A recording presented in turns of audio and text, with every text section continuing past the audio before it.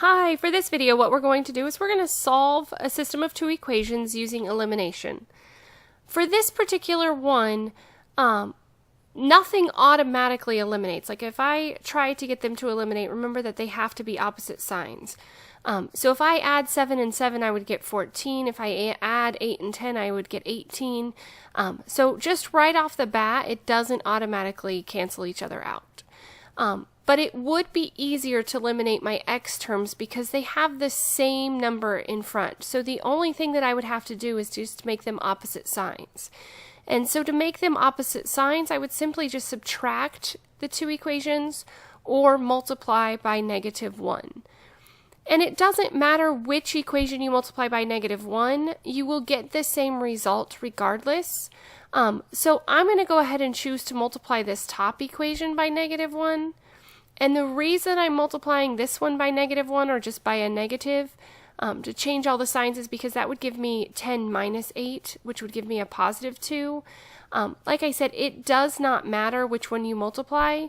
You'll get the same result at the end either way. So I'm going to multiply the top equation by a -1, or just basically all I'm going to do is change all of the signs. So I would have -7x minus 8y equals -5. And the second equation I'm simply going to leave by itself, or just leave as it is. And the reason that I'm leaving it as is because now if I add the 7x and the -7x, these cancel each other out.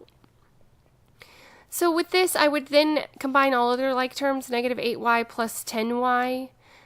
This would give me +2y. And -5 plus 1 gives me -4. And if I divide both sides by 2, we would end up with y equals -2.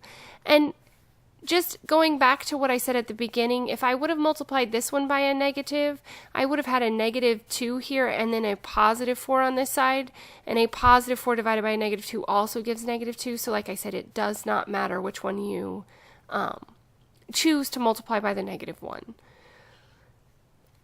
Remember that we have one solution, y equals -2. We're looking for both x and y, so we do need to take and plug this back in to either one of the original equations. It does not matter, again, it does not matter which one you choose.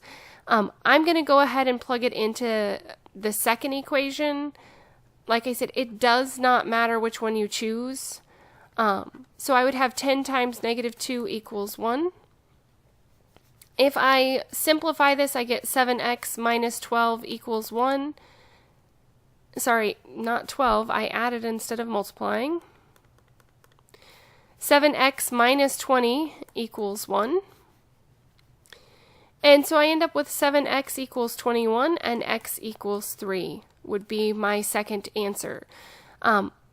Again, going back to depending upon how your teacher or professor requires you to write it, you can leave it as x equals 3 and y equals -2, or you can write it as an ordered pair where it's always x comma y. If you have other variables like a and b, it always is whatever comes first alphabetically is the way that you write the ordered pair. With this, again, I always advise checking your solution to make sure that you got it correct. So to check, you would simply just plug both the x equals 3 and the y equals -2 back into both of the original equations. So for the first one, the 7x plus 8y equals 5, I'm going to replace the x with 3, the y with -2, and I'm going to ask myself, if I simplify this, does it give me 5?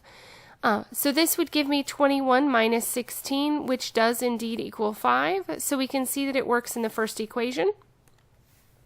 Checking for the second equation, if I take the 7 and I replace the x with 3, I would have 7 times 3 plus 10 times -2.